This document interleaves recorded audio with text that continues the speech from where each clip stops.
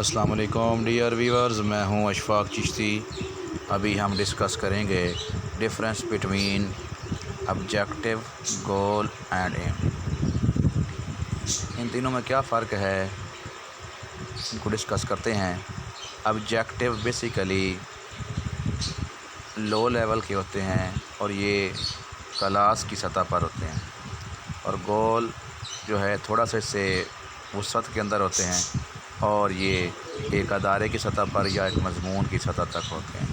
اس کے علاوہ ہمارے ایمز جو ہیں وہ اس کو ہم ہدف کہتے ہیں، اور یہ قومی سطح پر ہوتے ہیں، ہائر لیول پر ہوتے ہیں۔ مثال کے طور پر to identify parts of computer, یعنی کمپیوٹر کے حصوں کی شناخت کرنا، یہ ایک استاد کا لیکچر ہے جو وہ ڈلیور کرتا ہے، اور یہ اس کے آبجیکٹیوز ہیں۔ اس کو ہم بولیں گے مقاصد۔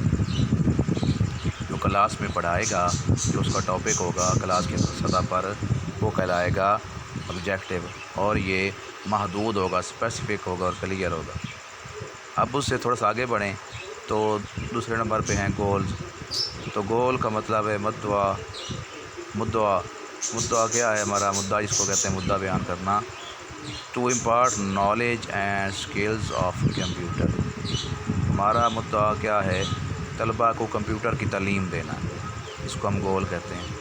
کمپیوٹر کے حصوں کی شناخت کروانا، یہ ہمارا ٹاپک تھا، لیکچر تھا، اور اگر بچوں نے وہ شناخت حصے کر لیے، ان کو بتا دیا پکچر دکھا کر اور ساتھ میں بول کر، تو یوں سمجھیے کہ آپ کے آبجیکٹیوز کلیئر ہو گئے۔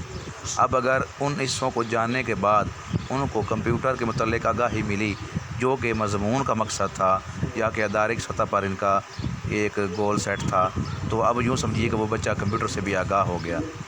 اب اس طرح سے جب وہ کمپیوٹر سے اس کو آگاہی ملے گی تو کمپیوٹر سے آگاہی دینے کا مقصد یہ ہوتا ہے کہ بچے کو سائنس اور ٹیکنالوجی کے میدان میں معلومات ملے اور اس میدان میں وہ ترقی کرے۔ تو یہ ہمارا نیشنل سطح پر ایم ہوتا ہے۔ تو جو مقاصد کلاس کی سطح پر جو ہوں گے وہ مقاصد کہلائیں گے، آبجیکٹیوز، اور جو مضمون یا ادارے کی سطح پر ہوں گے وہ ہمارے گولز ہوں گے، اور جو نیشنل لیول پر ہوں گے وہ ہمارے جو ہیں وہ ایمز ہوں گے۔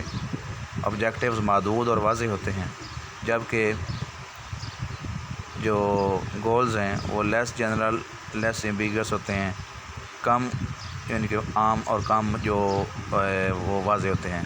اس کے علاوہ جو ہمارے ایمز ہیں وہ وسیع ہوتے ہیں لیکن مبہم یعنی کہ غیر واضح ہوتے ہیں۔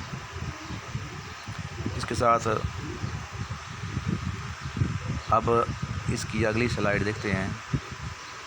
جو آبجیکٹیوز ہیں وہ پڑھانے کے بعد فوراً حاصل کی جا سکتے ہیں، یعنی جیسے ٹیچر نے پڑھایا فوراً مقاصد اس کو حاصل ہو گئے۔ لیکن دوسری طرف جو گولز ہیں وہ خاص عرصے میں حاصل کیے جاتے ہیں۔ اس کے لیے مثال کے طور پر اگر اس نے کمپیوٹر کا ٹاپک پڑھایا، کمپیوٹر کے پارٹ سے کچھ آگاہی ہوئے گئی تو اس کے مقاصد پورے ہو گئے۔ اب ضروری نہیں کہ بچہ سارے کمپیوٹر کے بارے میں ایک دفعہ ہی جان جائے، تو اس کے لیے تھوڑا سا ٹائم اس کو لگے گا، تو اس کے لیے عرصہ چاہیے۔ تو گولز کے لیے عرصہ چاہیے۔ اور جو اب نیکسٹ جو ہمارا ایمز ہیں وہ اور وسیع ہے کہ سائنس اور ٹیکنالوجی کے میدان میں انفارمیشن چاہیے، تو وہ تو کمپیوٹر کے بعد بہت کچھ اور جانے گا، تو یہ پوری لائف لانگ پروسیس ہے، تو یہ اور وسیع ہیں۔ اس طرح سے پیمائش تدریس کے فوراً بعد کی جا سکتی ہے، آبجیکٹیوز کی پیمائش ہم فوراً کر سکتے ہیں۔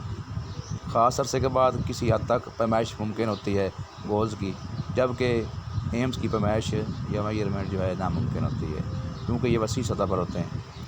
اور یہ اس کے بعد یہ تعلم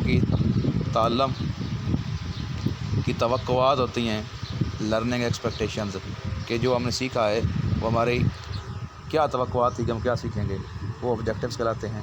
اور ادارے کی توقعات جو ہیں وہ ہمارے کہلاتے ہیں گولز، اور جو اعلیٰ توقعات جو ہماری ایک گورنمنٹ کی توقعات ہوتی ہیں، وہ اعلیٰ توقعات ان کو بولیں گے ہم ایمز بولیں گے۔